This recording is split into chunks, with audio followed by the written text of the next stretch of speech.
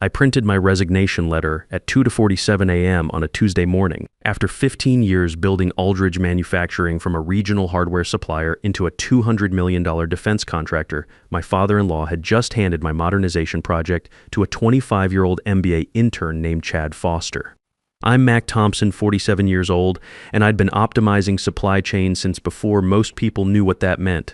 Wednesday morning, William's voice carried down the hallway like he was announcing the second coming. Innovation comes from fresh perspectives, he was saying to whoever would listen in that executive conference room. All chest and performance, like he was pitching some revolutionary idea instead of what I knew was coming next. I kept walking past, didn't slow down. Heard this song before. By Friday afternoon, I'd be walking out the door with my resignation in William's hands and a plan that would systematically dismantle everything he thought he owned.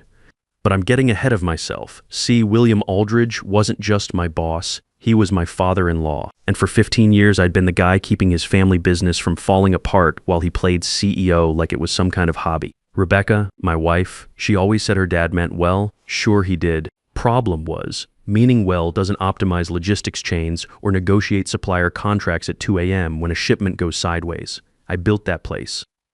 Not literally, but everything that mattered. When I started there fresh out of the Navy, they were still running purchase orders through Excel and hoping for the best. Their biggest client was a regional hardware store chain, pulling maybe $50,000 monthly orders. 15 years later, we had defense contracts worth $200 million annually and supplied logistics support for military contractors across the Midwest. Know who made that happen? Not William. But family businesses have their own physics, and the first law seemed to be keep the son-in-law useful but invisible. Can't have him getting too comfortable, you know? Might start thinking he actually belonged there. The warning signs had been accumulating for weeks. William kept taking these golf meetings with his old buddy from the country club whose son Chad had just finished his MBA at Northwestern. Chad Foster, 25 years old, with a handshake like he was running for student government and theories about supply chain disruption that he'd obviously memorized from case studies. First time I met the kid, he asked me about our digital transformation roadmap. I showed him the integrated tracking system I'd built that monitored every component from raw material acquisition to finished product delivery, cut our lead times by 30%, and saved us $12 million last year alone. He nodded like he was humoring his grandfather's war stories. Impressive legacy system, he said. Legacy system, like I'd shown him a steam engine. Then came the board meeting where everything shifted. William had called it a strategic planning session, brought in catered sandwiches from that expensive place downtown like he was trying to soften something. Never a good sign when William sprung for lunch that cost more than most people's daily wages. Last time we had catering was when he laid off half the quality control team and called it efficiency optimization. I walked into that conference room carrying my 5-year modernization plan. 25 pages of detailed analysis, supplier consolidation strategies, and a $50 million equipment upgrade that would position us as the primary logistics hub for defense contractors across the Great Lakes region. Took me 8 months to put together, working nights and weekends. Every number verified 3 times, every projection built on conservative assumptions, every risk factor analyzed and mitigated. Chad was already there, sitting 3 seats down from William like he'd been attending board meetings his entire life. Had his laptop open to what looked suspiciously like my presentation slides, except cleaner. Prettier fonts, better graphics, more buzzwords. Same fundamental content, different packaging, like putting racing stripes on a minivan and calling it a sports car. Gentlemen, William started, standing up with his coffee cup like he was about to deliver the Gettysburg Address. We're at a crossroads here at Aldridge Manufacturing. The defense industry is evolving rapidly. Our clients need partners who understand modern supply chain dynamics and can adapt to changing market conditions. I knew where this was headed. Seen this movie before, different actors, same predictable script. The future belongs to organizations that can blend institutional knowledge with innovative thinking, which is why I'm excited to announce that Chad will be leading our modernization initiative as Strategic Operations Director. The conference room went quiet. You know that kind of quiet where even the air conditioning seems to hold its breath. I looked around the table at faces I'd worked with for years. Half these guys had been collaborating with me for a decade. They knew who really ran operations, who solved the crises at midnight, who kept the production lines moving when suppliers failed or weather shut down transportation networks. But nobody said anything. Family businesses have their own gravity. Everyone orbits around the owner, no matter how eccentric or distant that orbit becomes. Chad stood up, cleared his throat with practiced confidence. I'm really honored by the opportunity to bring some fresh thinking to these challenges. I believe we can leverage synergistic approaches to optimize our operational framework while maintaining our commitment to excellence. Fresh thinking, synergistic approaches, operational framework, that's what my 15 years of experience had become. Stale thinking that needed to be optimized by someone who'd never run a production line or negotiated with a supplier having a crisis at 3 a.m. on Christmas Eve. I didn't say anything, just sat there, adjusted my watch, and smiled politely. "Congratulations on the decision," I said finally, using the same tone I'd used to acknowledge that someone had decided to paint their house an unfortunate color. William kept talking about leveraging core competencies and maximizing strategic advantages. Chad nodded along like he understood what any of it meant in practical terms. The whole time, I was calculating not revenge. Exactly, more like systematic risk assessment. Contingency planning for a scenario where the person running operations had no idea how operations actually worked. After the meeting, I walked back to my office like nothing had happened. Didn't slam anything, didn't make dramatic gestures. Just opened my files and started a methodical documentation process. Email threads with suppliers, contract modification histories, vendor contact information, emergency procurement protocols. Started copying everything to my personal drive. Not stealing, mind you. Just creating comprehensive backups of my own work product and professional relationships. That night, Rebecca Aldridge Thompson asked how the meeting went. I was standing in our kitchen, reheating leftover Chinese takeout, watching her grade math tests at the dining table. She taught high school algebra, still believed that hard work and correct answers mattered more than politics. Sweet, optimistic woman. Married me when I was a junior logistics coordinator with more ambition than common sense, back when her father still thought I might amount to something useful. "Your father's bringing in some new blood," I told her, stirring fried rice that had seen better days. She looked up from a student's geometry proof, pencil still in hand. "That's good, right? You're always saying you need more support." Support, sure, that's what 25 pages of strategic planning and 15 years of institutional knowledge represented. Support for someone who'd never managed anything more complex than a group project. "Yeah," I said, "should be educational." The next few weeks, I watched Chad try to quarterback my modernization project like he was learning to parallel park in downtown traffic. He scheduled meetings about meetings, sent emails requesting quick syncs for preliminary discussions about status updates. Kid was drowning in process and didn't even realize the water was rising above his head. "I think we need to align on our strategic roadmap before we dive into tactical implementation," he told me during one of his brainstorming sessions. Translation: he had no idea where to start. Meanwhile, I kept doing my actual job. Kept the production lines moving, kept suppliers delivering on schedule, kept defense contracts flowing smoothly. Business as usual, except now I had to copy Chad on every communication and explain why we did things the way we did them. "Why don't we just switch to the cheaper supplier in Malaysia for these components?" he asked during a supplier review meeting, pointing at cost projections like he'd discovered buried treasure. I pulled up the quality control reports from our current supplier in Toledo, showed him transportation cost analysis that included fuel surcharges, customs delays, and currency fluctuation risks. Walked him through contract clauses that tied our defense work to domestic sourcing requirements mandated by federal procurement regulations. "Oh," he said, blinking at the spreadsheets, "that's more complicated than I thought." "Complicated? Yeah, kid. Running a $200 million operation while maintaining security clearances and regulatory compliance tends to involve complications that don't appear in business school case studies. The breaking point came during a client visit that would define everything. North Star Defense, our biggest account, sent their procurement team for a quarterly operational review. These weren't golf course connections or family friends. These were former military officers who'd been coordinating supply chains through combat zones for 20 years. Colonel Henderson, their supply chain director, had managed logistics for 3 deployments and survived budget cuts that eliminated entire programs. They wanted comprehensive assessments of our production capabilities, detailed reviews of our supply chain security protocols, and realistic evaluations of our operational readiness for a potential $75 million expansion project. William decided Chad should lead the presentation.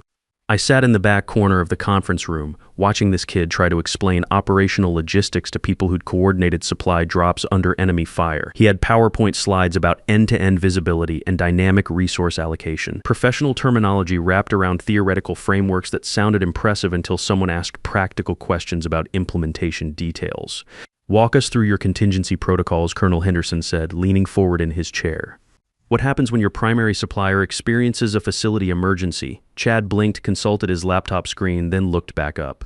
"Well, we'd assess the situation comprehensively and develop alternative sourcing strategies. Henderson's expression didn't change, but I caught the slight tightening around his eyes. 20 years of military procurement experience, and he was listening to someone explain emergency response planning like it was a theoretical exercise. Specifically, Henderson continued, your backup supplier network, inventory buffers, transportation alternatives. How long from initial notification to restored production capacity? More blinking from Chad.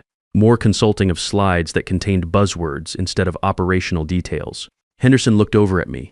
We'd worked together through a genuine crisis 5 years earlier when flooding shut down our main component supplier for 3 weeks. I'd activated alternate sources within 48 hours, maintained production schedules, and delivered everything on time while coordinating with emergency management agencies and insurance adjusters. Mac, Henderson said quietly. Walk us through the redundancy protocols. I glanced at William. He nodded slightly. Damage control time? I stood up and explained our supplier network diversification strategy, emergency procurement procedures, inventory buffer calculations, and transportation contingency planning. Spoke for maybe 12 minutes, covering operational details that Chad should have memorized if he'd spent a weekend reading the standard operating procedures instead of creating slide presentations about strategic visioning. When I finished, Henderson nodded once. That's what we need to hear. North Star requires operational partners who can execute under pressure, not strategic consultants who theorize about best practices. After they left, William pulled me aside in the hallway. His face had that slightly gray tinge that appeared whenever major contracts were at risk. Good recovery in there, he said. Recovery, like I was a backup quarterback instead of the person who'd built the system they were evaluating. Chad's still learning the ropes, William added, adjusting his tie with nervous fingers. Yeah, I thought. Question is whether we can afford his education while managing $200 million in active contracts. That weekend, I got an unexpected call from Colonel Henderson. Personal call, not business. Mac, got a minute? Want to run something by you? Sure, Colonel. What's on your mind? I was in my garage organizing tools that hadn't been properly sorted since we'd moved into this house 3 years ago. Had my phone on speaker while I categorized socket wrenches by size and condition. North Star's expanding our Midwest operations significantly. Looking for a primary logistics partner, independent firm, not tied to any single manufacturer. Someone who understands both operational excellence and regulatory requirements. Interested in exploring some opportunities, I stopped sorting and picked up the phone. What kind of opportunities? The kind that would let you build something from scratch. Your standards, your processes, your team. We've got 4 other major defense contractors ready to commit. Looking at potentially $250 million in combined contracts over 5 years, assuming we can find the right operational leadership. I set down my socket wrench and walked outside to the driveway. Late afternoon sun, neighbors mowing lawns, normal suburban Saturday activities continuing around a conversation that might change everything. That's a serious commitment, Colonel. Serious opportunity for serious people. We need operational expertise, not strategic consulting. Think about it, but don't think too long. Market conditions won't wait for perfect timing. That night, I sat in my home office looking at 15 years worth of performance reviews, cost savings reports, and client testimonials. Had a manila folder thick as a phone book documenting every process improvement, every supplier relationship built from scratch, every crisis managed at ungodly hours. My work product, my professional reputation, my industry relationships, all of it portable. Rebecca found me there around 11 p.m., brought coffee in the mug our daughter had made in middle school pottery class. You're up late, she said, settling into the chair across from my desk. Just reviewing some career decisions. She frowned at the paperwork spread across my desk. This about Chad taking over the modernization project. Smart woman, my wife. Sees things others prefer to ignore, partly. Dad means well, Mac. He's just trying to prepare the company for the future. I looked up from a supplier contract I'd negotiated 3 years ago, saved the company $3 million annually through volume commitments and quality guarantees. What if the future he's preparing for doesn't include me? What do you mean your father's made his choice? He wants fresh thinking, innovative approaches, strategic transformation. Can't argue with that philosophy. Question is, where does that leave someone with legacy experience? She leaned forward, concerned now. You're being dramatic. Dad depends on you. The whole company depends on you. Companies depend on systems, Rebecca. People become replaceable when someone decides their experience is outdated. I didn't mention Henderson's call yet. Some decisions require individual processing before they become family discussions. Monday morning, I typed my resignation letter.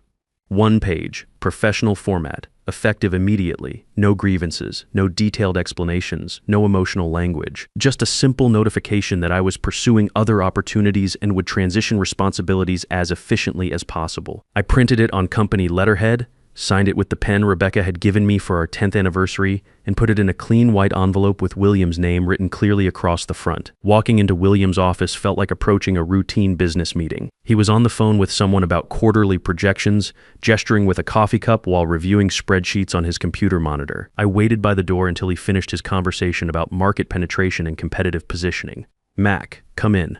What can I do for you this morning?" I handed him the envelope without ceremony, professional courtesy, nothing more. He opened it with the distracted efficiency of someone expecting routine paperwork, read it once quickly, then looked up at me with genuine confusion. Read it again more slowly, as if different words might appear on second examination. "You're joking, right?" His voice carried that tone people use when reality contradicts their expectations.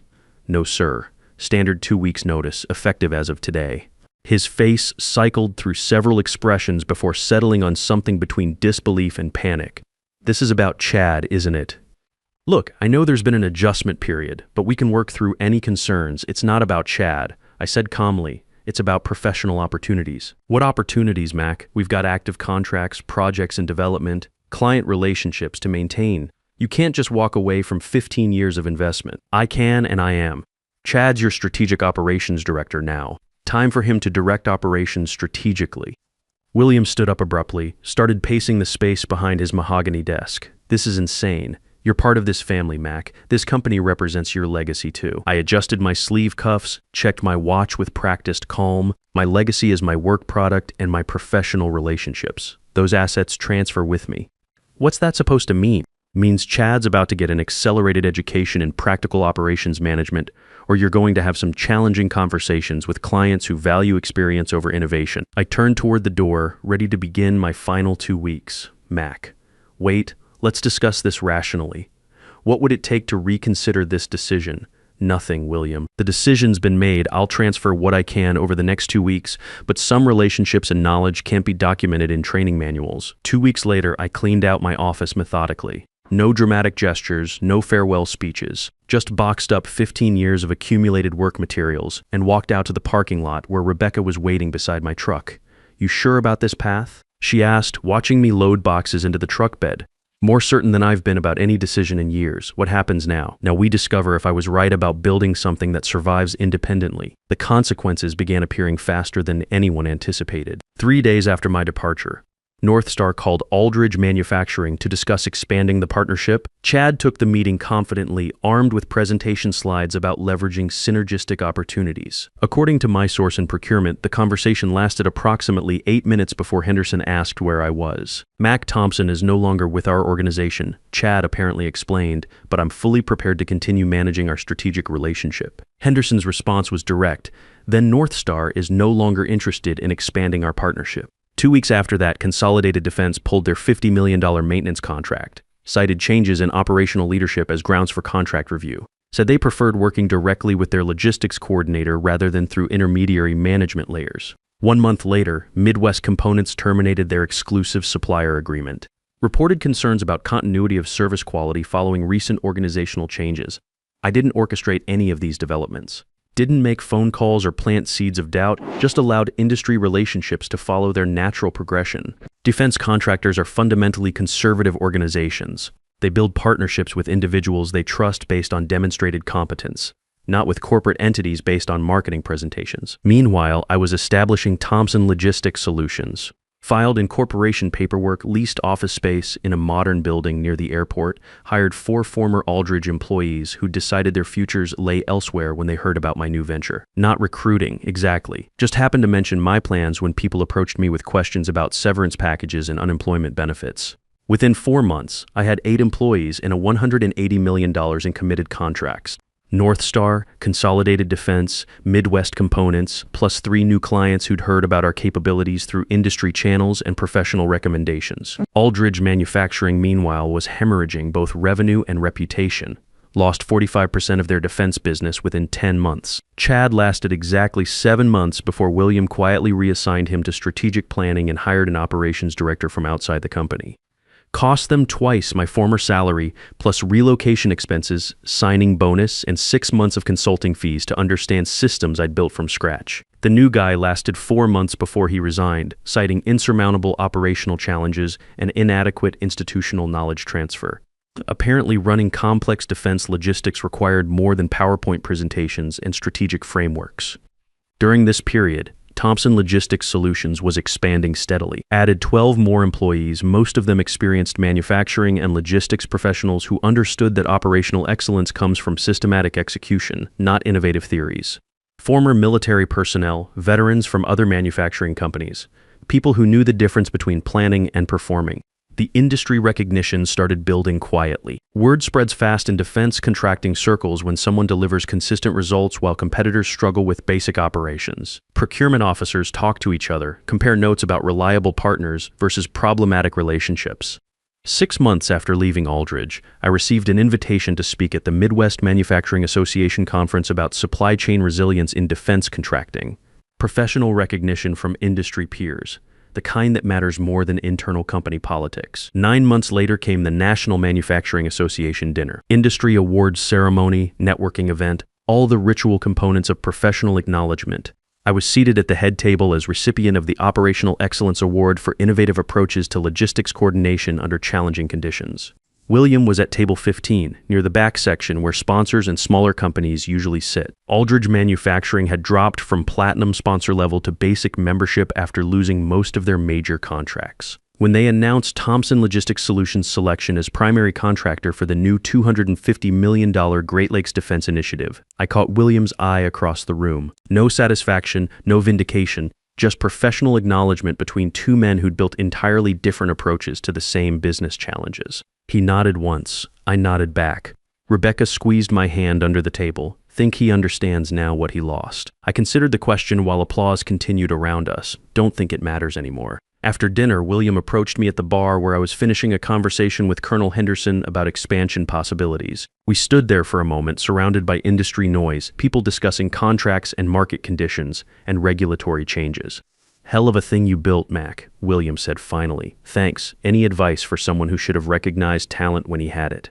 I finished my drink, set the glass down carefully, find competent people and trust them to do their jobs. Age doesn't determine ability. Credentials don't guarantee performance. Results are the only measurement that matters in this business. He nodded slowly, looking older than I remembered.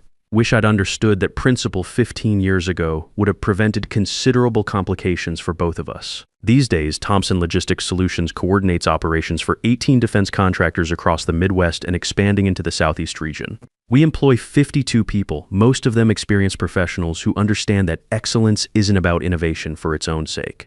It's about reliable execution of proven processes. Chad Foster incidentally works for a management consulting firm now, helps companies develop strategic transformation roadmaps and organizational change initiatives. Good fit for someone who prefers theoretical frameworks to practical implementation. Everyone eventually finds their appropriate role. William retired 8 months ago, sold Aldridge Manufacturing to a private equity firm that immediately laid off 60% of the workforce, moved production to lower-cost facilities overseas, and eliminated most of the specialized capabilities that had taken decades to develop. 30-year family business, dissolved in 14 months of financial restructuring. Sometimes people ask if I feel bad about how things developed. Honest answer? No. I built something sustainable that employs skilled people and serves clients who value competence over connections. That's sufficient legacy for anyone. The most effective revenge isn't getting even with people who wronged you. It's building something better and letting the results demonstrate your actual value. Success speaks louder than any argument you could make about fairness or recognition. Professional relationships matter more than family politics. Industry reputation matters more than internal company status. Competence matters more than credentials or connections. These principles apply whether you're managing supply chains, running sales operations, or coordinating any business function that requires actual results rather than impressive presentations. When someone shows you that they don't value your contributions, believe them the first time. Don't wait for additional evidence. Don't hope they'll eventually recognize your worth. Make your own opportunities based on what you can control rather than hoping others will change their assessment of your capabilities. You already know if you're the person keeping things running while someone else takes credit. You already know if your experience is being dismissed in favor of newer approaches that sound innovative but lack practical foundation. You already know if your organization values image over substance, Politics over performance, connections over competence.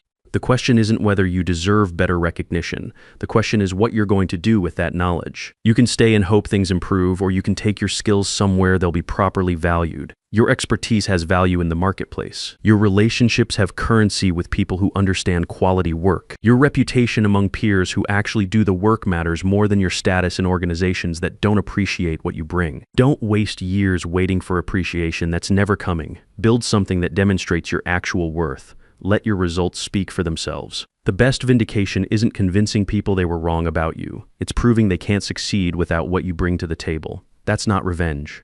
That's just business.